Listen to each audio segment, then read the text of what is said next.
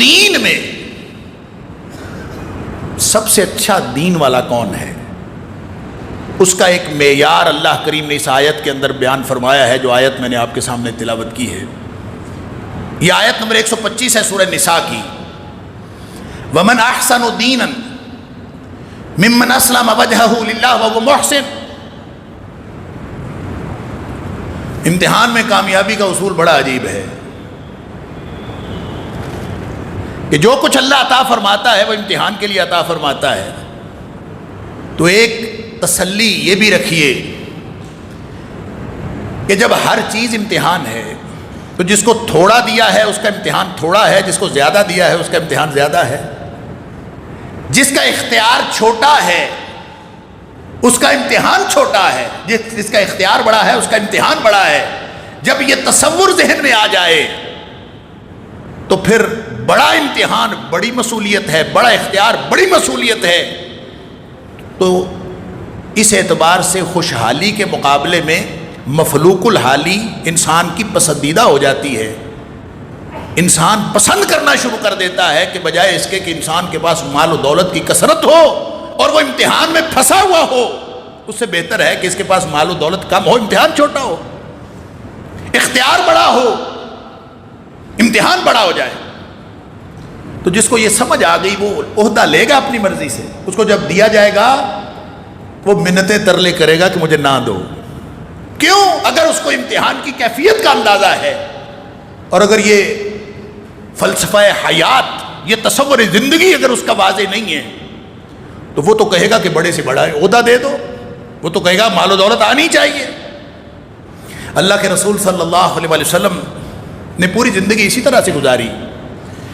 آپ چاہتے، آپ نے حضرت عائشہ صدیقہ رضی اللہ تعالیٰ عنہا سے فرمایا کہ عائشہ، میں اگر چاہتا نا لصارت معی الجبال الذهب والفضة، میں اگر چاہتا تو سونے اور چاندی کے پہاڑ میرے پیچھے پیچھے چلتے، لیکن میں نے یہ نہیں چاہا۔ کیا چاہا؟ اللہم احینی مسکینا وامتنی مسکینا، اللہ زندہ رکھ تو مسکینوں میں زندہ رکھ، اللہ موت دے تو مسکینوں میں دے، واحشر لی یوم القیامت فی زمرۃ المساکین، اللہ قیامت والے دن مسکینوں میں سے ہی اٹھانا۔ کیوں؟ یہ بتانا مقصود تھا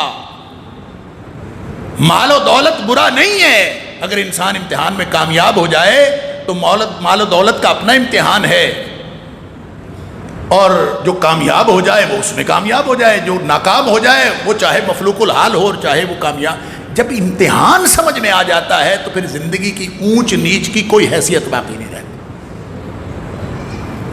لیکن وہ جو دین ہے، کون اچھے دین والا ہے؟ وہ چاہے مفلوق الحال ہے، چاہے وہ کسی ملک کا حکمران ہے، چاہے وہ ایک انتہائی ادنا آدمی ہے، جب یہ فلسفہ حیات سمجھ میں آ جاتا ہے تو دین سمجھنا مشکل نہیں رہتا۔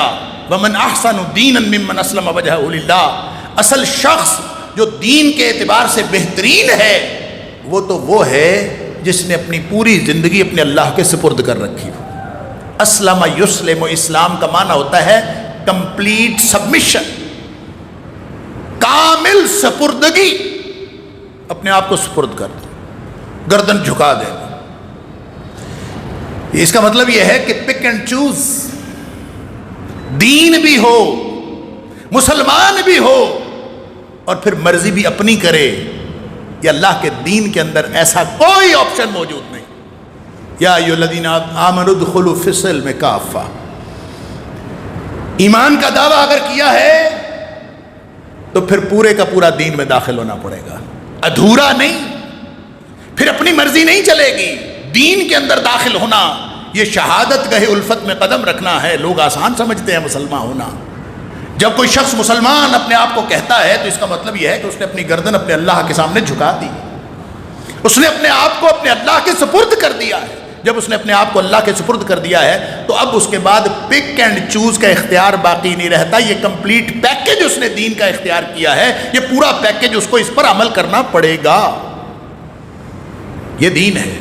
وَمَنْ أَحْسَنُ دِينًا، سب سے اچھا دین والا، بہترین دین والا کون ہے؟ جس نے اپنا آپ اپنے اللہ کے سپرد کر دیا۔ اللہ اکبر۔ ممن اسلم وجہہ للہ، اپنی ذات، اپنے اللہ کے سپرد کر دی، جھکا دی گردن. وہو محسن، وہی محسن ہے، وہی محسن ہے. محسن بھلا کون ہوتا ہے؟ ان اللہ یحب المحسنین. اللہ فرماتا ہے واحسنوا. اللہ اکبر. اس کا عام ترجمہ ہم سب کرتے ہیں نیکیاں کیا کرو، اللہ نیکی کرنے والوں کو پسند کرتا. یہ ترجمہ غلط نہیں ہے، ٹھیک ہے ترجمہ، کیونکہ حسنہ نیکی ہوتی ہے، اور کوئی شخص اگر نیکی کرے تو اس کو محسن کہا جا سکتا ہے کہ اس نے نیکی کی ہے. نیکی کرنے والا محسن ہوتا ہے. ان اللہ یحب المحسنین. لیکن محسن میں اور عام نیکی کرنے والے میں تھوڑا فرق ہوتا ہے. یہ احسان سے ہے، وہی احسان جس کے بارے میں جبریل علیہ السلام نے آ کے نبی اکرم صلی اللہ علیہ وسلم سے پوچھا تھا اخبرنی عن الاحسان. اللہ کے رسول صلی اللہ علیہ وسلم مجھے احسان کے بارے میں بتائیے. نبی اکرم صلی اللہ علیہ وسلم نے کیا فرمایا تھا؟ ان تعبد اللہ کانک تراہ. ایسی کوئی سمبولک بات فرمائی، ایسی کوئی علامتی بات فرمائی جس کا دنیا میں وقوع پذیر ہونا ممکن ہی نہیں. کیا فرمایا؟ کہ محسن وہ ہوتا ہے، احسان یہ ہوتا ہے کہ اللہ کی بندگی اس طرح کرو جیسے تم اللہ کو دیکھ رہے ہو. اب اندازہ کرو اللہ کو دیکھا جانا ممکن ہے؟ اللہ کو دیکھا جانا ممکن نہیں. لا تدرکہ الابصار وہو یدرک الابصار. اور فرمایا کیا جا رہا ہے؟ احسان کی ڈیفینیشن کیا دی جا رہی ہے؟ ان تعبد اللہ کانک تراہ. اگر آپ نے پرفیکشن حاصل کرنی ہے دین کی، اگر آپ نے دین کی تکمیل حاصل کرنی ہے، نقطہ کمال کو پہنچنا ہے، تو آپ کو زندگی ایسے گزارنی پڑے گی جیسے آپ اللہ کو دیکھ رہے ہو. بندگی کرتے وقت اللہ کو دیکھ رہے ہو. تو جو ناممکن ہے اس کو اچیو کیسے کیا جا سکتا ہے؟ جو ناممکن الحصول ہے. اللہ کو دیکھا جانا ممکن ہے؟ دنیا میں اللہ کو دیکھا جانا ممکن نہیں ہے. فرمایا اگر تم نہیں دیکھ سکتے اللہ کو فَإِنَّهُ يَرَاكَ. چلیں پھر یہ تو کم از کم ذہن میں تصور راسخ کیجئے کہ اللہ تمہیں دیکھ رہا ہے. تو یہ تو دوسرے درجے کی بات ہے. پہلے درجے کی بات کیا کہ اللہ کو دیکھ رہے. جب اللہ کو دیکھ رہے ہیں، اللہ مجھے دیکھ رہا نہیں، وہ تو ہے ہی، میں اللہ کو دیکھ رہا. اللہ کو دیکھا جانا کب ممکن ہے؟ یہ گویا ان اچیویبل ٹارگٹ ہے، ایک ناممکن الحصول وہ منزل ہے جس کے پیچھے ہمیں لگا دیا ہے. کیوں؟ اس لیے کہ محسن وہ ہوتا ہے جو اپنے ہر کام کو بہتر سے بہتر کرتا جاتا ہے، اس کی ہر منزل اس سے آگے چلی جاتی ہے. اس کو امتحان کی زبان میں یوں سمجھ لیجئے کہ جس شخص نے، یہ بچے امتحان دیتے ہیں، ہم کو بتایا جاتا ہے 40 نمبروں والا پاس ہے، یہ 33 نمبر. ہمارے دور میں 33 نمبر والا پاس ہوتا تھا، اب سنا ہے 40 والا پاس. کسی امتحان میں 50 والا پاس ہوتا ہے. کسی کو بتا دیا جائے کہ 40 نمبر والا پاس ہے اور وہ ٹارگٹ اپنا بنا لے 40 نمبروں کو. 2 ادھر سے آ جائیں گے، 3 ادھر سے آ جائیں گے، 4 ادھر سے، 40 ہو گئے. جو 40 نمبروں کو ٹارگٹ بناتا ہے وہ محسن نہیں ہے. پاس ہو جائے گا، محسن نہیں ہے. محسن وہ ہے جس کو پتا ہو کہ میرے 40 نمبر آ رہے ہیں پھر بھی محنت جاری رکھے. جس کو پتا ہو میرے 50 آ جائیں گے پھر بھی محنت جاری رکھے. جس کو معلوم ہو کہ میرے 100 میں سے 80 نمبر آ جائیں گے پھر بھی محنت جاری رکھے. اس کو معلوم ہو کہ میرے 100 میں سے 90 نمبر آ جائیں گے پھر بھی محنت جاری رکھے. جو پوری زندگی محنت جاری رکھتا ہے اور اوپر سے اوپر چڑھتا رہتا ہے وہ ہوتا ہے محسن. اللہ کا قرب حاصل کرتا وہ محسن ہوتا ہے. آگے سے آگے ان تعبد اللہ کانک تراہ. اللہ کو دیکھا جانا کیا ہوتا ہے، عملاً کیا ہوتا ہے؟ میں اس کو مختصر کرتا ہوں، بات لمبی ہو رہی ہے. جب آپ نے اللہ کو دیکھنے کی کیفیت حاصل کرنے کے پیچھے چل پڑے، نماز، زکوٰۃ، حقوق العباد، حقوق اللہ، پوری زندگی، خلوتیں جلوتیں، سب اس لیے ہیں کہ میں اللہ کے قریب ہو جاؤں. کس لیے ہیں؟ میں اللہ کے قریب ہو جاؤں، میں اللہ کو دیکھ لوں. اللہ کو دیکھا جانا دنیا میں ممکن نہیں ہے. کیفیت بہتر کرتا ہے اور آگے بڑھ جاتا ہے. خشوع و خضوع بڑھاتا ہے اور آگے بڑھ جاتا ہے، اور بڑھاتا ہے اور آگے بڑھ جاتا ہے.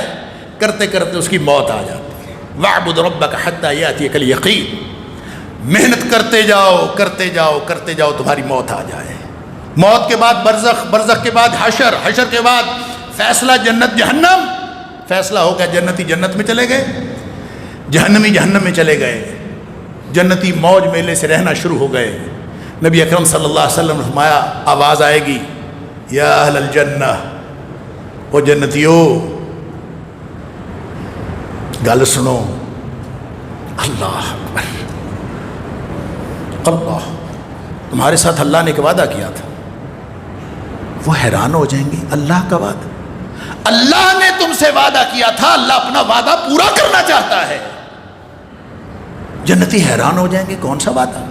اللہ جہنم سے تو نے بچا دیا، عذابوں سے تو نے بچا دیا، ہمیشگی کی جنت عطا فرما دی، ہر طرح کی نعمت عطا فرما دی، کون سا وعدہ پیچھے رہ گیا ہے جو ابھی پورا نہیں ہوا؟ اللہ اکبر۔ وہ یہ گفتگو کر رہے ہوں گے، اللہ کریم پردہ ہٹا دیں گے، اپنا دیدار کروائیں گے۔ وہ جو دیدار ہوگا نا، پھر جنتیوں کو سمجھ آئے گی کہ جو دنیا میں ہم محسن تھے نا، اللہ اکبر۔ نبی کریم صلی اللہ علیہ وسلم نے فرمایا جنتیوں کو اللہ کے دیدار میں ایسی لذت محسوس ہوگی کہ دنیا جنت کی ساری نعمتیں اس کے مقابلے میں ہیچ نظر آئیں گی، ان کو اللہ کے دیدار کی لذت جنت کی ساری نعمتوں سے بلند نعمت۔